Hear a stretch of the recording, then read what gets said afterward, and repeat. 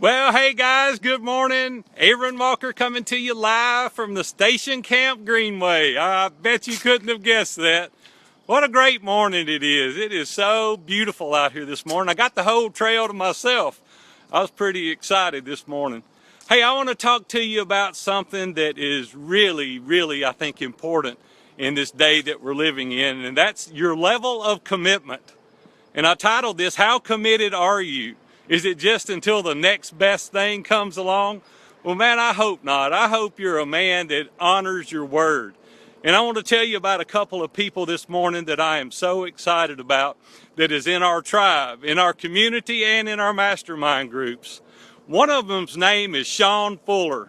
Sean owns a sports company up in Canada. He's our Canadian brethren, and he is awesome. And I watch him week after week in the mastermind groups, agonizing over his decisions because he's so committed to his employees, to his colleagues, his peers, his family. He wants to do the right thing, and he's willing to be committed as a result of it. Another guy I thought about this morning, he is a mentor of mine, and I so admire him. His name is Ernie Lansford. Ernie lives down in the Blue Ridge Mountains. He's got 50 years of experience in sales. But here's what he's committed to, his wife. For 35 years now, every week at the same time, they go to the same restaurant and have breakfast together. They even got their own table. It's reserved. I think that is so awesome. And Ernie, you keep doing that, buddy. Guys, if you want a 51-year relationship with your wife, you take her to breakfast at the same time for 35 years, and it'll strengthen your marriage. That's a level of commitment that is unheard of today. I want to tell you about another friend of mine that has made a commitment. I got to stop a minute and get my breath. His name is Ken Abraham. Ken Abraham and I have been friends for a couple of decades. We've been in mastermind group together. He did something once years ago that I have admired, I have thought about, and I have watched for that length of time. In 2011, we all know, 2001, excuse me, the 9/11 that happened, Lisa Beamer wrote a book called Let's Roll. And she was going to give the book out on a Thursday in New York. And Ken's manager came to him. Ken's a ghostwriter.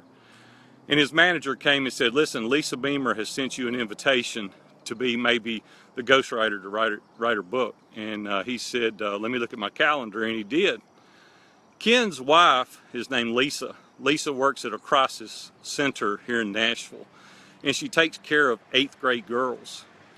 Ken had made a previous commitment several weeks prior to that to go and speak to those 10 or 12 8th grade girls. These are little girls that have run away from home or attempted suicide. They cut themselves. They're looking for attention. And Ken said, I can't go. He said, I've made a commitment to speak to 10 or 12 8th grade girls next Thursday. And the manager said, you got to be kidding me. He said, this book is going to be huge. Ken said, you know, you can go if you want to, but I'll be here in Nashville speaking to those 8th grade girls next Thursday. And so the manager was upset. He did. He flew on to New York, and he was in the meeting. All the other ghostwriters were there, and they pitched, you know, why that Lisa should pick them. And she asked in the room, she said, Ken Abraham is supposed to be here. And the manager raised his hand. He said, I'm sorry, I'm here representing him. And Lisa Beamer said, well, can I ask a personal question? Can you tell me why he's not here? Because she's thinking, you know, well, he thought something else was more important. I guess it kind of hurt her pride. And he looked down and he said, yes, ma'am. He's in Nashville. He's speaking to 10 8th grade girls that are in the crisis center. He made a commitment. And she looked up and smiled. Right there and then, she gave Ken Abraham the book. She said, a man that is willing to make that kind of commitment, that's who I want on my team. And I thought, my goodness, he had no idea he was going to get that book. He even knew he wasn't going to get the book. We never know how our commitment affects and impacts other people. Guys, are you that kind of guy? Or do you just make commitments until something better comes along? Man, I hope not, because our families are starving to death for that kind of leader. Our wife is wanting to count on us. Our children are looking up to us. Do our children know that if their dad says something, that's the way it's going to be?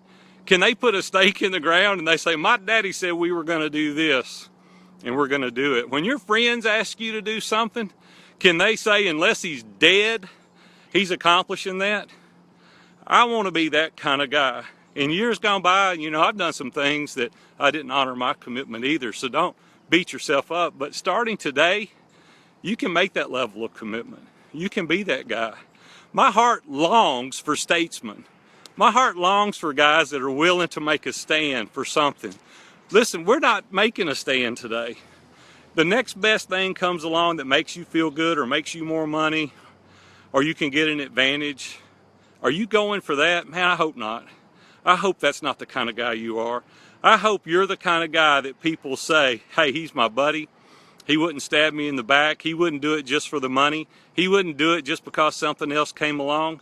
I got a friend that's true blue. I got a friend that says he'll be here, he'll be here. You can count on it. I hope you're that kind of guy. I hope that we can make that kind of commitment to be those kind of men, because our country is starving to death for that kind of leadership, and I know you can do it. So what kind of guy are you? Do you just commit until something else comes along? Do you fall off the wagon when it gets hard? Guys, don't do that. Things that are good are worth working for, and things that are good are worth committing to. I hope you have a great day today. I'm Aaron Walker, coming to you live from the Greenway. Hey, it's going to be a great day. You guys have a good one. We'll see you.